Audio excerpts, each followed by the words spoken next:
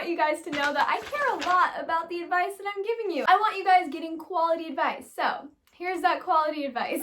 Here we go again.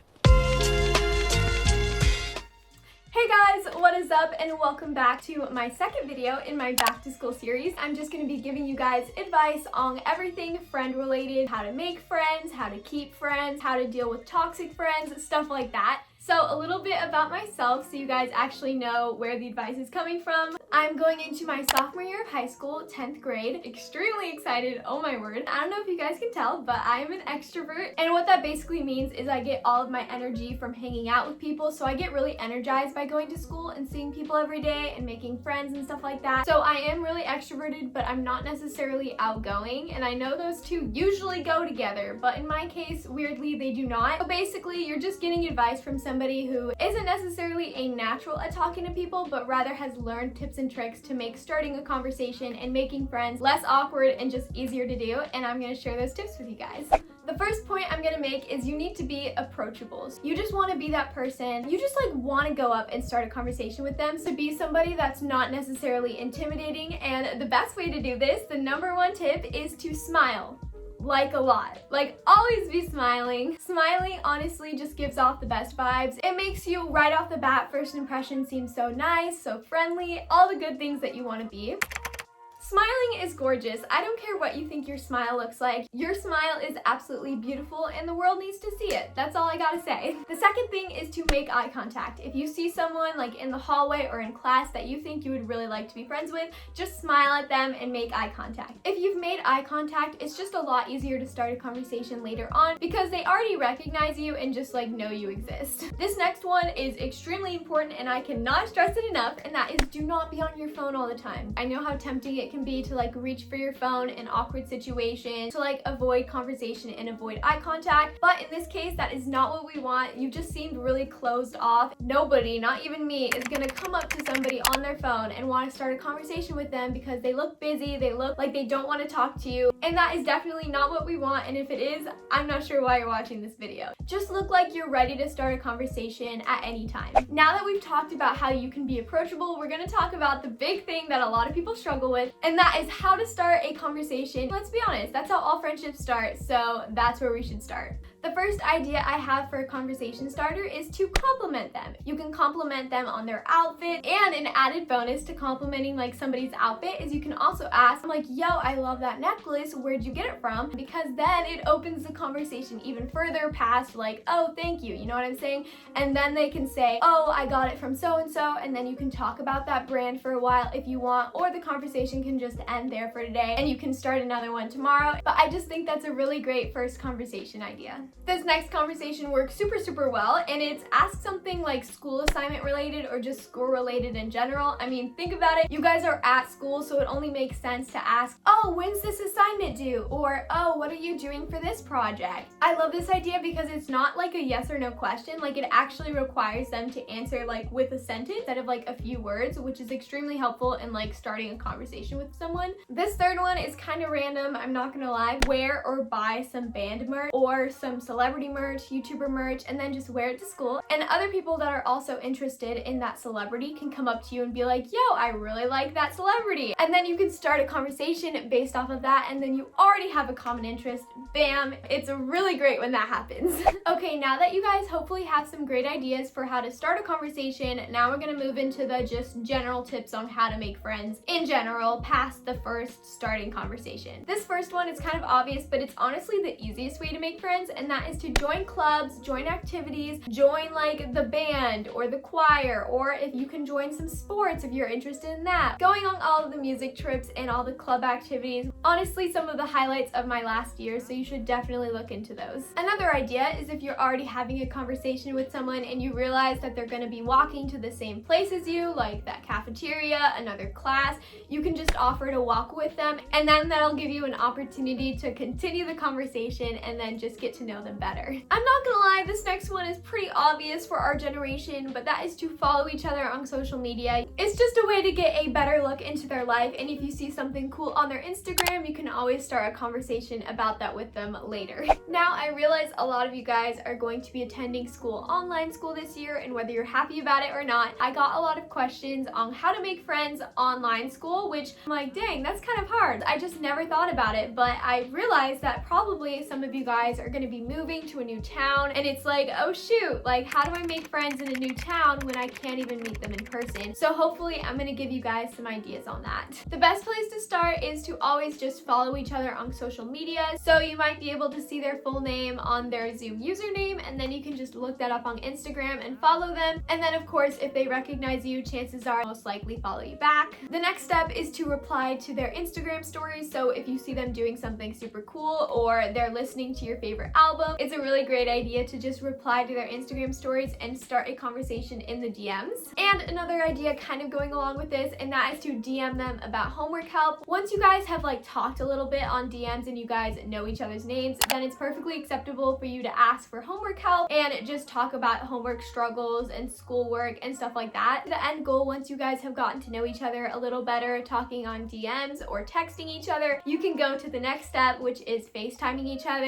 It's better to have like a reason to be FaceTiming, like studying for a test together or working on a homework assignment together or doing a school project together, stuff like that. It's just great to have a reason for at least the first time FaceTiming. So now hopefully you've gotten all the information on how to make a friend, and now we're gonna just take a couple moments and talk about how to keep a friend, aka just how to be a good friend to somebody. I'm not gonna say all of the basic ones because I hope by now you guys know what all of those are, but I'm gonna say a bunch of little ones that not many people talk about, but I think is super important. The first one is to just genuinely be there for somebody. If someone messages you admitting that they didn't have the best day today, or they're just not doing too well, or the mental health just isn't where they want it to be, and you respond with like, I don't know how to say this. I feel like this is just common sense, but don't reply with like, OMG mood, like, oh, so sorry, like big rip. You know what I'm saying? No, like that's just not being a good friend. You want to actually genuinely be there for somebody through thick and thin, when they're happy and when they're sad. You just gotta be there for them. This next one's pretty standard, but that's just to like compromise when making plans to hang out. This next thing I'm gonna say, I feel like a lot of people do not realize, and I'm not sure why, I feel like it's super important, and that is to do not call somebody out on their biggest insecurity. I think it is totally fine and even healthy to like roast each other and tease each other a little bit, but when you know that something is their biggest insecurity and you're gonna hit them that low and roast them with their biggest insecurity, that's not okay. No, that's not okay. I don't know how to explain it. Like, it's fine to roast each other, but once you've hit their biggest insecurity, are you really making them a better person by being their friend?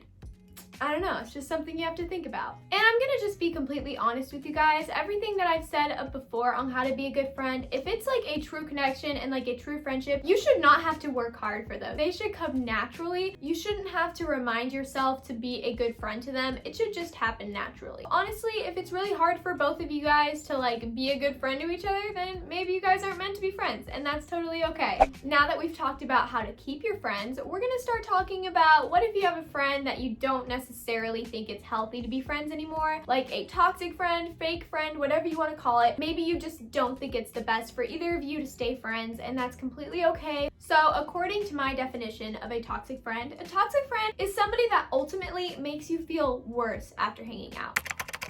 Friends don't do that, okay? Friends don't make you feel worse about yourself after hanging out. Hanging out with true friends, you feel super happy. You're like, dang, I have the best friends in the world. You know what I'm saying? A toxic friend can be overly possessive, like almost controlling. They could control who you become friends with, who you date, what you spend your time doing, stuff like that. Another extremely common trait of a toxic relationship is they just are not happy for you when you succeed. They will just make you feel like you shouldn't be happy that you succeeded either, and just manipulate you into feeling bad for them instead. Before we talk about how you can deal with a toxic friend, I'm just gonna get this out of the way first. Just because somebody's a toxic friend to you does not mean they are a toxic friend to everybody. It does not mean that they're a bad person. It just means that you guys don't really compliment each other well, and it's just not healthy for you guys to remain friends. It happens to everybody. I can be a toxic friend to someone can be a toxic friend to me. It does not mean that either of us are bad people.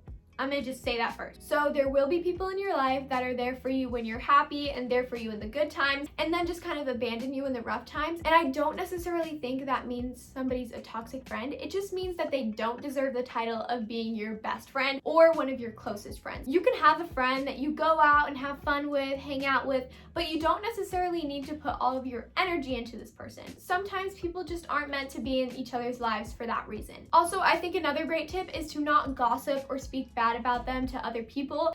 It just makes everything worse, okay? It just makes everything worse. All the drama just like explodes. It's okay to tell a couple close friends what you're going through, but do not tell the whole world because that's just disrespectful to them. Now, if we are talking about a toxic friend that is pretty much like your best friend, but you do not want them in your life at all, they make you feel terrible about yourself, they're really controlling, possessive, and they just always find a way to put you down, it is time to kindly just take that person out of your life. I recommend just stopping contact. It does not have to be a big fight. It doesn't have to be a ton of drama. Let the friendship drift apart. If they are really persistent, then maybe you need to sit down and have a conversation with them, maybe have a parent there to mediate or something. But with most friendships, you can just let it drift away. You are not obligated to hang out with someone that makes you feel worse about yourself. So if they offer to hang out, just say, hey, I'm busy, or you can just simply say, I do not have the energy to hang out right now. And that is completely okay. They should respect that. And if they don't, that's just another reason that you should not be friends with them. Woo! Now that we have dealt with that heavy subject of toxic friends, now we're going to talk about how to balance a social life with just school in general. I personally think homework is extremely important to your future, but I also think having a social life is equally as important as getting your homework done. A lot of people might disagree with me, but that's my opinion. And a lot of people will say you don't really have time for both, but here's where I'm going to prove you wrong. So if you count up all of the time that you spend on Netflix, YouTube, social media, all of those things, it really is a lot of time that us teenagers waste on social media and on our phones. And let's be honest, in 5 to 10 years, we are not going to care about anybody's Instagram story that we're wasting time going through, or anybody's YouTube video, including this one. You probably won't remember this YouTube video in 5 to 10 years. You might remember a Netflix TV show, but chances are it won't be that important to you. So why waste all of your time doing that when you can take all of that time and use it towards homework, your future, and getting good grades, hanging out with your friends in real life, doing music, doing sports, FaceTiming friends, all of those things. I guarantee if you think about it that way, you probably will have time for both a social life and homework if you cut down on all of that wasting time that you do on your phone. Well guys, that is all the advice I have for you guys. I have a feeling this video is going to be a long one, so thank you guys so much for sticking all the way to the end. You guys really are my favorite people on this entire planet. As always, if you guys want to see more content from me, you can always subscribe down below, binge watch my videos. But anyways, I love you guys so much, to the moon and back at least 12 to 13 times. So I'll see you guys next week with a brand new video. Bye guys!